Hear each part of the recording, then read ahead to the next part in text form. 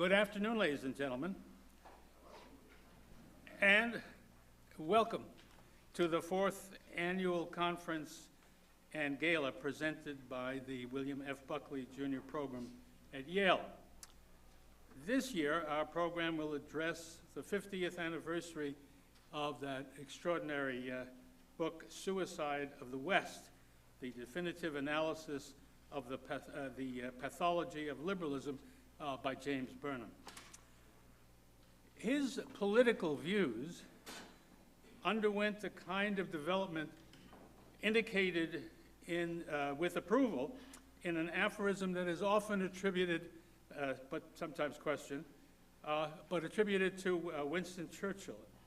He says, if you are not a liberal when you're 25, you have no heart. If you are not a conservative, by the time you're 35, you have no brain. James Burnham was a radical in the 1930s, became a Trotskyite leader. Later on, he rejected Marxism and moved to the right, producing in 1941 the work for which he was best known, The Managerial Revolution, published in 1941. He also became a regular contributor to the conservative publication National Review.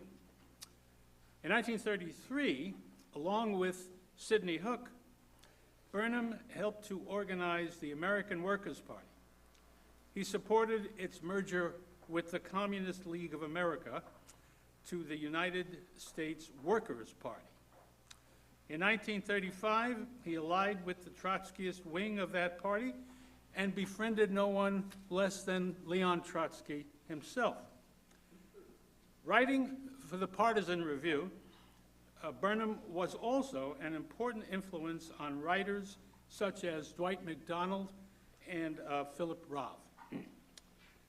In 1937, the Trotskyists were expelled from the Socialist Party, an action which led to the formation of the Socialist Workers' Party at the end of the year. I must say, this reminds me of a time in my life. I was about 16. I was paying very careful attention to politics for the first time.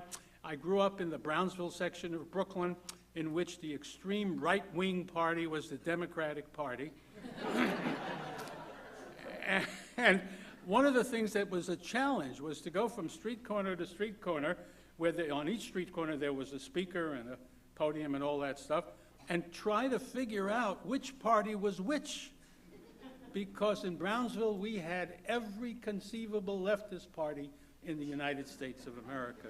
So reading this stuff brings back memories for me.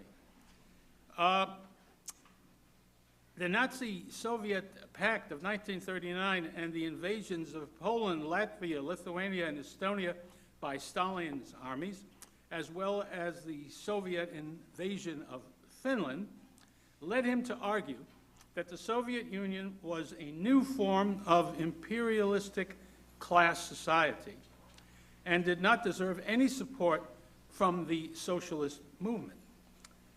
Soon, Burnham resigned from the Socialist Workers' Party and broke with the radical movement entirely, rejecting Marxism in any form altogether. He wrote, "The general Marxian theory of universal history, to the extent that it has any empirical content, seems to me disproved, but it is a more probable outcome of the present time." Am I reading the right page? Oh, I think I skipped a page. Rather, disproved by modern historical and probable outcome of the present than socialism.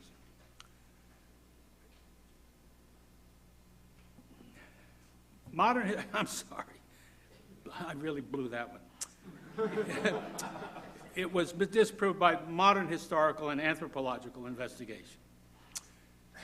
Marxian economics seems to me, for the most part, either false or obsolete or meaningless in application to contemporary economic phenomena. Those aspects of Marxian economics which retain validity do not seem to me to justify the theoretical structure of the economics.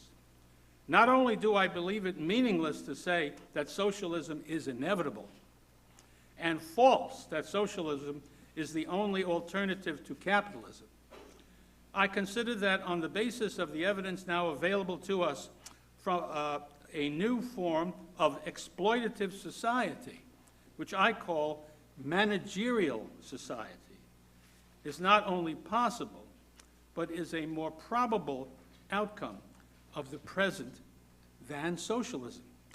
To me, that seems like a remarkably perceptive remark right at this moment in history. In 1941, Burnham wrote a book called The Managerial Revolution, What is Happening in the World. That brought him to world attention. William Buckley called it, and I quote, a book about liberalism for which the world has been aching. It is worth more to the West than the year's gross national product, more than all the planes and bombs. In 1983, jumping ahead, Burnham was presented with the Ingersoll Foundation's award for his contribution to the conservative movement and the Presidential Medal of Freedom. His books include that Managerial Revolution, Struggle for the World, and The Machiavellians, and many others. During World War II, Burnham worked for the Office of Strategic Services, a forerunner of the Central Intelligence Agency, where he led the Political and Psychological Warfare Division of the Office of Policy Coordination, a semi-autonomous part of that agency. Now, in the years of the Cold War, he called for an aggressive strategy to undermine the Soviet Union's power. In 1955, he helped William Buckley to found the National Review and became a lifelong contributor to that journal. Buckley referred to him as, I quote him again, the #1 intellectual influence on National Review since the day of its founding. Imagine Buckley saying that when he was also involved in the National Review. In 1983, President Reagan awarded Mr. Burnham the Presidential Medal of Freedom, as I said. And he died at his home in Kent, Connecticut in 1987. In 1964, he wrote the book that is the inspiration of our conference today, Suicide of the West, the definitive analysis of the pathology of liberalism. One reviewer said that it was a warning that leftward drift would ultimately destroy all affluence and freedom in the world.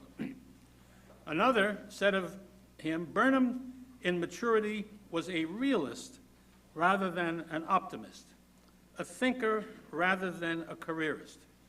He never told you what he thought you wanted to hear, or what it would make him rich and powerful to say.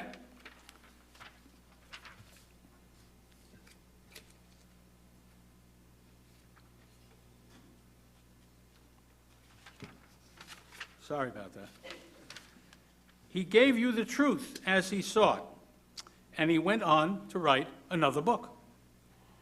But of such matters, we shall hear more throughout the day, beginning with our first panel.